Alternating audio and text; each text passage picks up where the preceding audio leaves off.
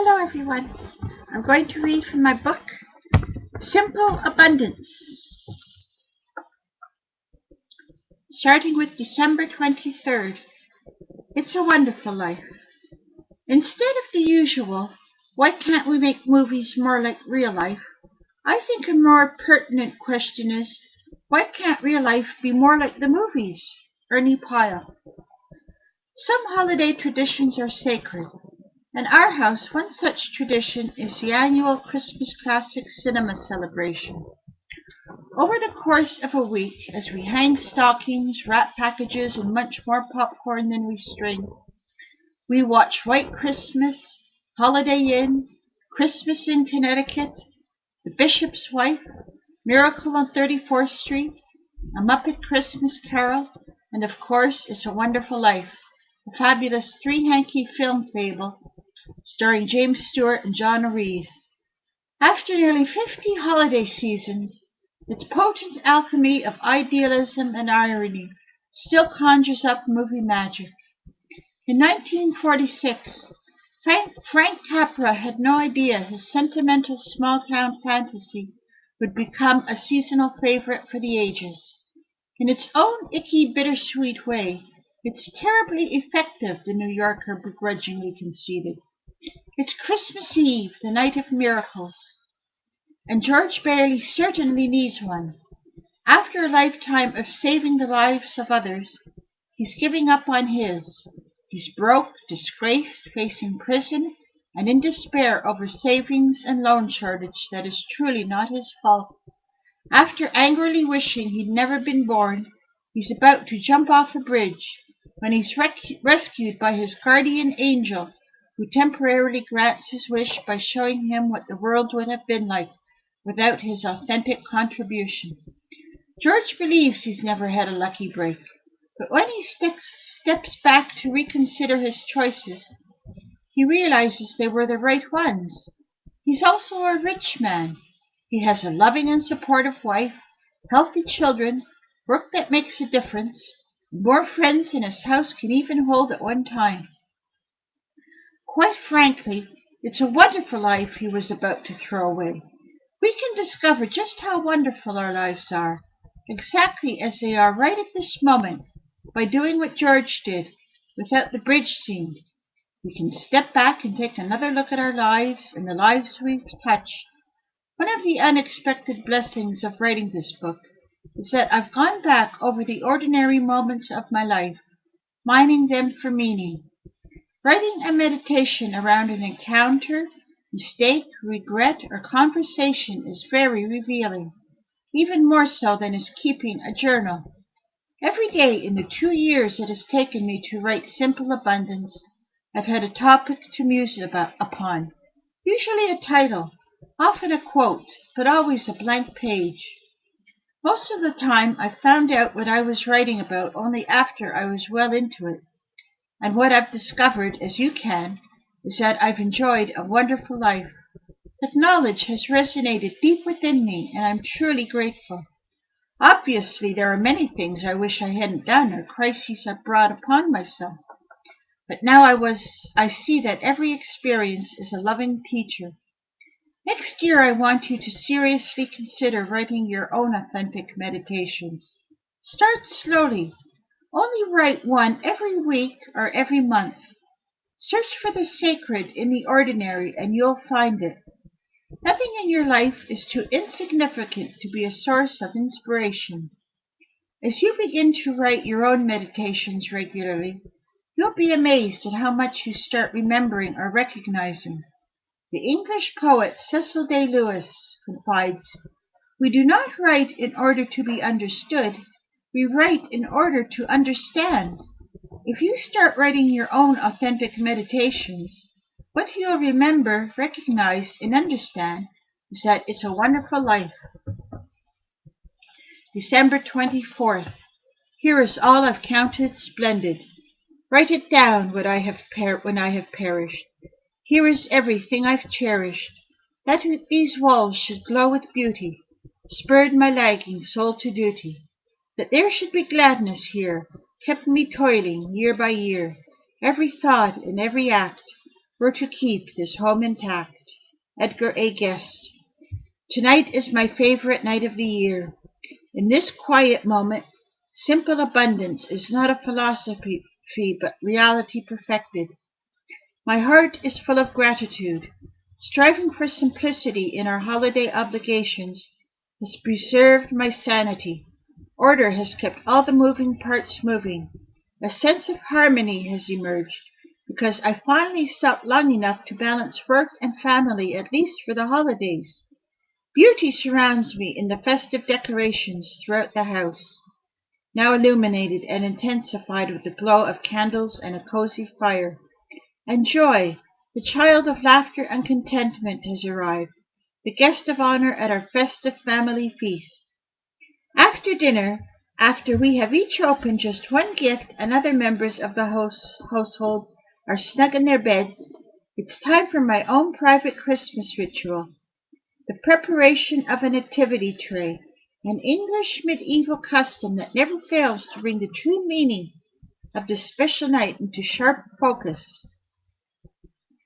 Legend has it that on this night of the Nativity, whoever ventures out into great snows bearing a succulent bone for a lost and lamenting hound, a wisp of hay for a shivering horse, a warm cloak for a stranded wayfarer, a garland of bright berries for one who has worn chains, a dish of crumbs for all huddled birds who thought their song was dead, and sweetmeats for little children who peer from lonely windows, whosoever prepares the simply abundant tray shall be proffered and return gifts of such an astonishment as will rival the hoos of the peacock and the harmonies of heaven. So I quietly take down from the top of the cupboard a huge willow tray, line it with cloth, and place on it a juicy bone from my standing rib roast dinner, a bowl of cat food, hay from the bale I used for autumn decorations, a warm coat someone has outgrown or grown tired of, a string of cranberries, a dish of fresh breadcrumbs and sunflower seeds, and a plate of sugar plums. Quietly, I sneak out the door and bring it down to the top of the stone wall in front of our house near the street. Sometimes there's snow, sometimes there's not, but it's always cold. I look up to find a bright star. Is it the star? It is to my eyes. I'm freezing. Now it's impossible on this holy night not to think of the homeless as I settle the tray into a drift or dirt. 2,000 years ago, another homeless family depended on a stranger's charity. They didn't find any until an ordinary, harried, exhausted woman stopped long enough to feel her heart tug. Mine now tugs with guilt. That a basket and presents were dropped off earlier this afternoon to a shelter solves the sting a bit, but I'm disappointed and saddened that I don't do more. I will next year, I promise. Sometimes I keep those well-intentioned promises. Sometimes real life distracts me from real life. I don't do enough, and both Spirit and I know it. I started preparing the nativity tray because an almost palpable mysticism seemed to surround the legend. I was also very interested in the promise of astonishing gifts to rival the harmonies of heaven. Every year when I go out on Christmas morning to collect the tray, many of the offerings are gone. One year, even the coat. For all I know, I'm the squirrel Santa Claus, but it does give me happy pause, wondering whose Christmas dreams came true. And the astonishing gifts to rival heaven? Everywhere I look. But the best one is that now I can truly see them. December 25th, Christmas.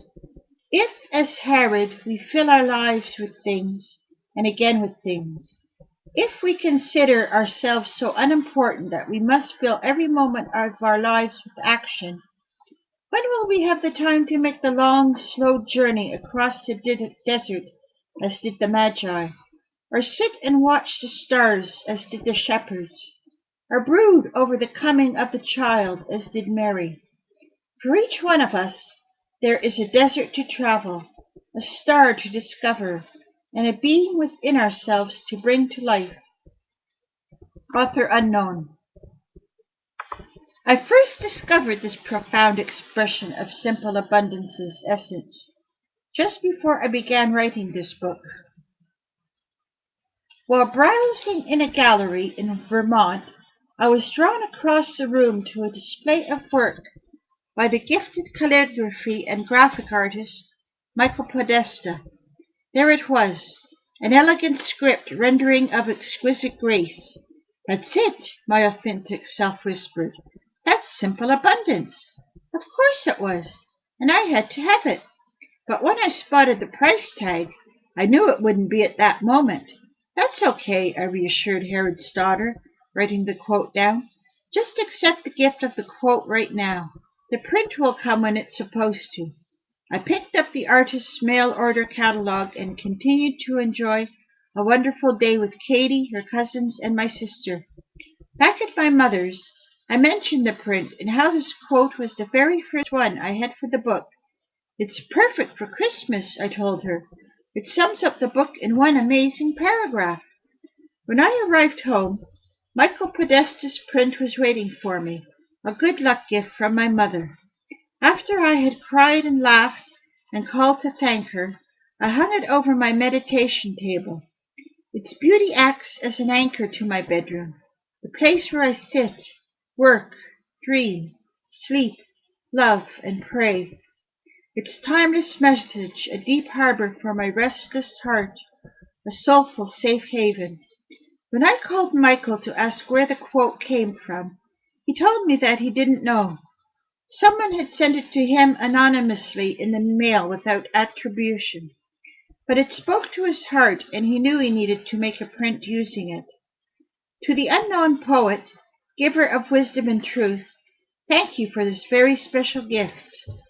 "Oh, would that Christmas lasted the whole year through as it ought," Charles Dickens lamented. "Would that the spirit of Christmas could live within our hearts every day of the year. But what is this Christmas spirit? Perhaps this Christmas spirit, like the nature of the beloved, is meant to be a holy mystery. Perhaps the Christmas spirit is our soul's knowledge that things, no matter how beautiful, are only things, that we were created, not always to do, but sometimes simply to be. Perhaps the Christmas spirit is a loving reminder that we must make time for the long, slow journey across the desert. We must take time to discover our star. We must honor the time necessary to brood over the coming of the authentic woman we were created by love to become. It has been said many times that our lives are gifts from God, that what we do with them is our gift in return. Today is a perfect day to remember this. So this is my Christmas wish for both of us, that behind the toys, tinsel, carols, cards, and convivial chaos, there will come a moment of quiet reflection and peace, that it may be truly said of each of us that we know how to keep Christmas well, if any woman does. Merry Christmas, and God bless us. God bless us, every one. So that's my Christmas reading for my book.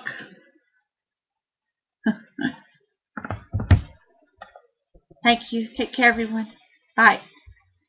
Merry Christmas.